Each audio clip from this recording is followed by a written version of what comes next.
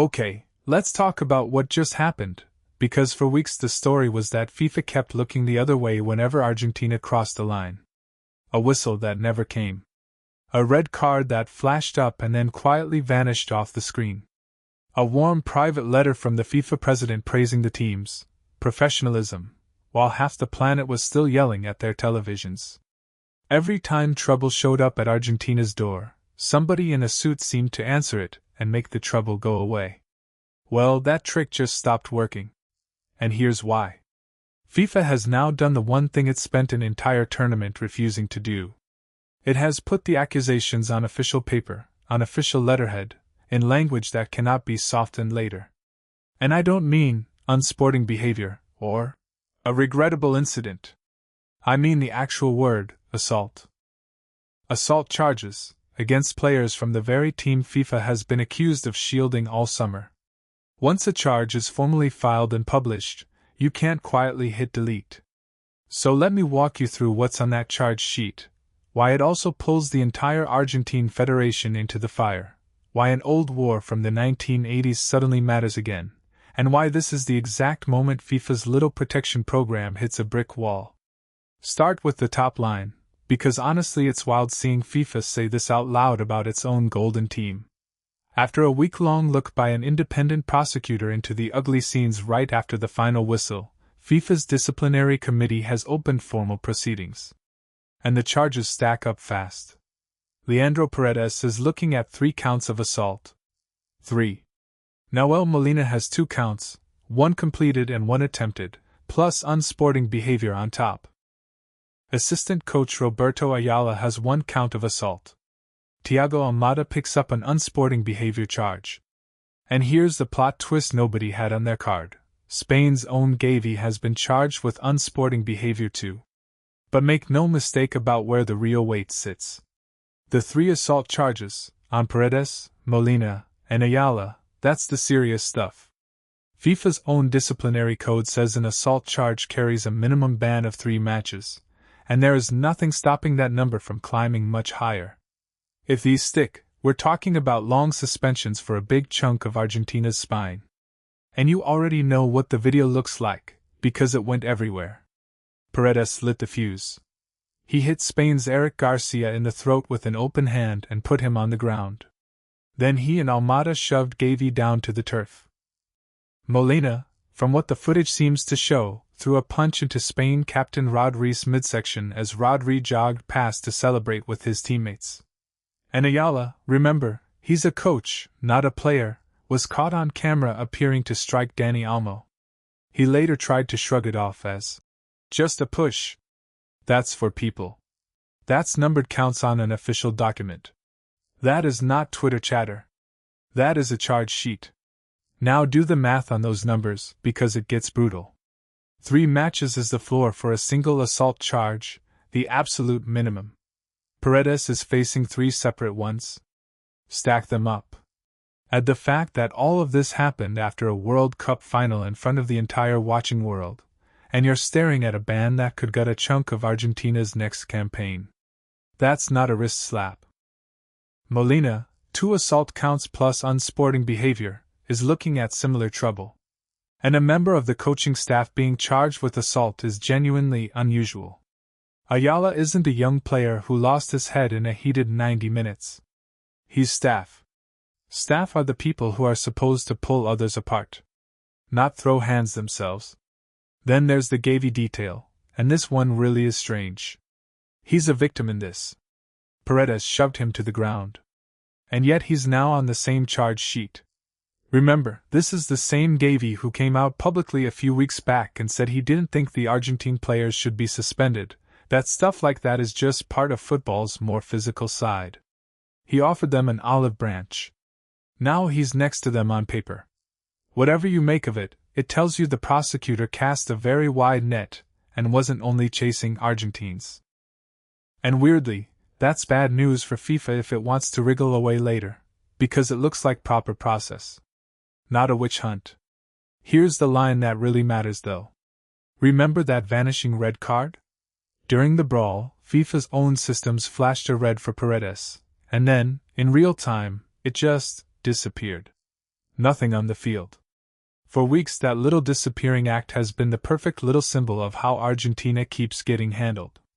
Problem shows up, problem gets erased. But you cannot erase a formal disciplinary proceeding. You cannot quietly pull down a document FIFA itself published to the world. This one is on the record.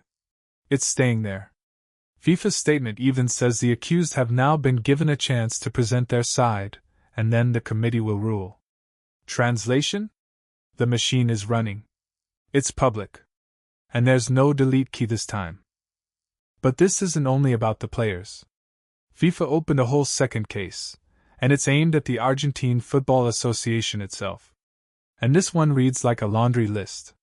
The federation is now facing proceedings for using a sporting event as a stage for a political demonstration, for team misconduct, for discrimination and racist abuse, and for failures of order and security. The charge sheet mentions discriminatory chants and gestures, late kickoffs, breakdowns in match and security protocols, inappropriate messages from the team and from the fans, and objects being thrown from the stands. Read that list one more time. That's not one bad evening. That's FIFA formally saying Argentina's conduct was a problem across the whole tournament. It's basically the exact pattern fans have been screaming about for weeks, now written into an official file. And a case at the federation level is a different animal, because it doesn't sit on one player's shoulders. It sits on the entire organization. That opens the door to fines, formal sanctions, and honestly, a lasting stain on the AFA's name in FIFA's own records. The discrimination and racism piece hits hardest of all. FIFA treats those charges as some of the most serious it has, and a body that has spent years selling itself as anti-discrimination cannot be seen shrugging them off. So the AFA isn't defending one banner. It's defending its reputation on 4 separate fronts at once. One more quick thread before we get to that banner, because it feeds right back into the assault case. Ayala, the assistant coach, did eventually apologize for the Almo incident. Sort of. He said sorry, and then in the same breath tried to soften it by calling it a shove, not a punch, and blaming something Almo apparently said. Almo wasn't having any of it. He publicly called Ayala's apology a lie, said he'd said nothing to provoke anything, and pointed out that someone who justifies a punch isn't really apologizing. So the one apology out of the Argentina camp came with an excuse baked in, got sent right back, and now the guy who gave it is looking at a formal assault charge. Turns out saying sorry works better when it isn't also an alibi. Now, that banner. After Argentina beat England in the semi-final in Atlanta, several players, including Giovanni Lo Celso and Nicolas Otamendi, grabbed a banner from the crowd, held it up on the pitch during the celebrations, and then laid it out on the grass. It read, Las Malvinas son Argentinas.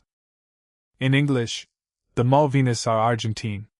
Malvinas is the Argentine name for the Falkland Islands, a British overseas territory in the South Atlantic that Argentina has long claimed as its own. Here's why that's a FIFA matter and not just a political opinion. FIFA and the game's lawmakers have a clear, standing rule: you don't use a match to make a political statement. Flags, slogans, political symbols, none of it. Full stop. The moment that banner went up, whether you agree with the message or not, it was a straight-up breach of a rule every player in that squad knew existed. I want to stay neutral on the actual sovereignty argument, because that's a serious international dispute, not a football hot take. But here's the sober background. The Falklands have been under British control since the 1830s. Argentina disputes that. And in 1982, the two countries fought a 74-day war over those islands. More than 900 people died. 649 Argentine soldiers, 255 British, and 3 civilians.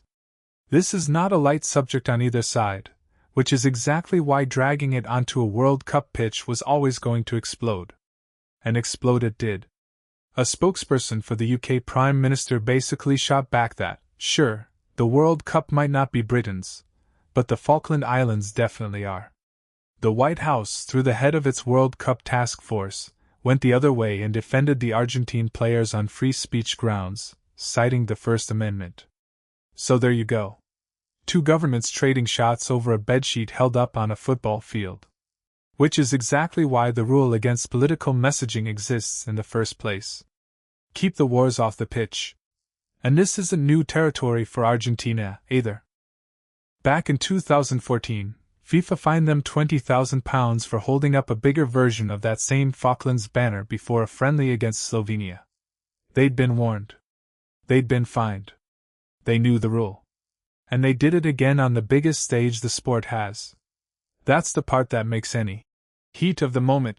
The defending champions didn't just lose the final. They turned their title defense into the most heavily charged campaign we've seen in modern memory. Which brings us to the part everyone actually wants me to say out loud. This is where FIFA's protection of Argentina becomes basically impossible to keep up. Look at the whole arc of the tournament. The accusation was favoritism. Argentina got the calls. Argentina got the benefit of the doubt.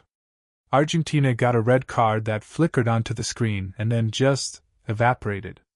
Then, after the final, the president of FIFA himself sent Argentina a private letter praising their professionalism, while his own prosecutor was quietly building a case against them. A leak so tone-deaf it turned into its own scandal. Sit with that for a second. The head of world football, warmly congratulating a team on being professional, at the exact moment his own people were putting the finishing touches on assault charges against members of that team.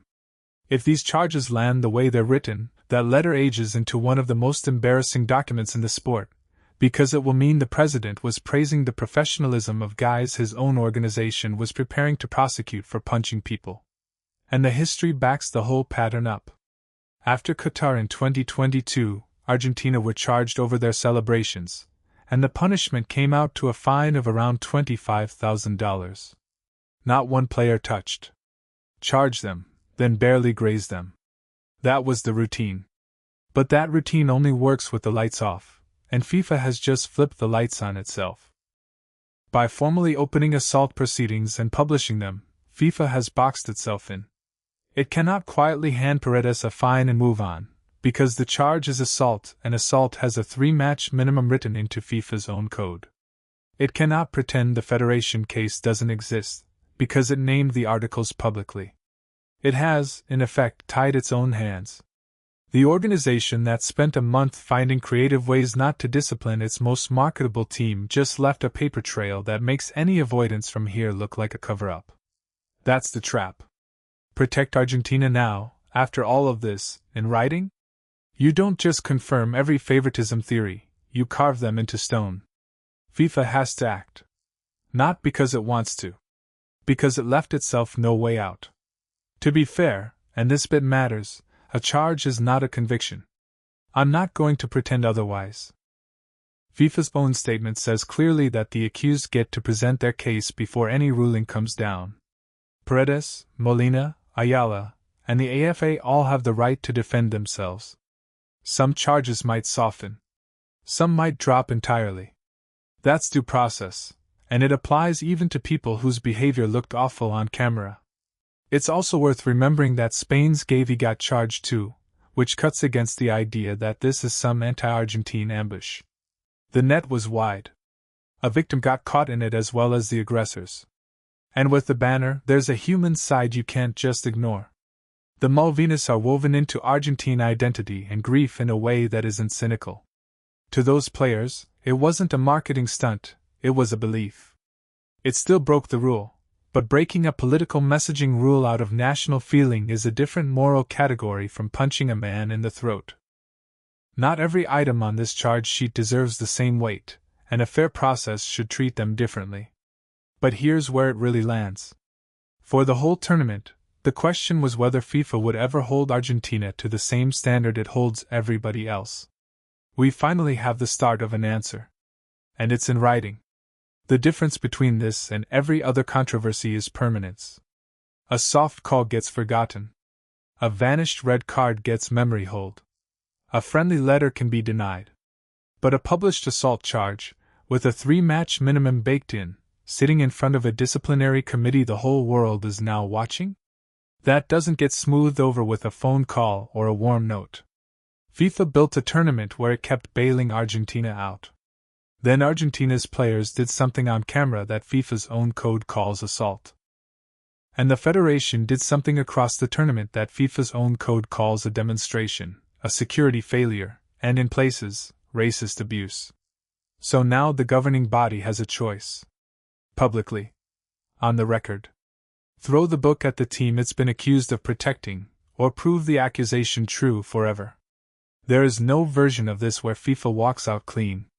Punish Paredes and Molina and Ayala properly, and it's basically an admission that the conduct really was that bad, the same conduct the FIFA president was congratulating days later.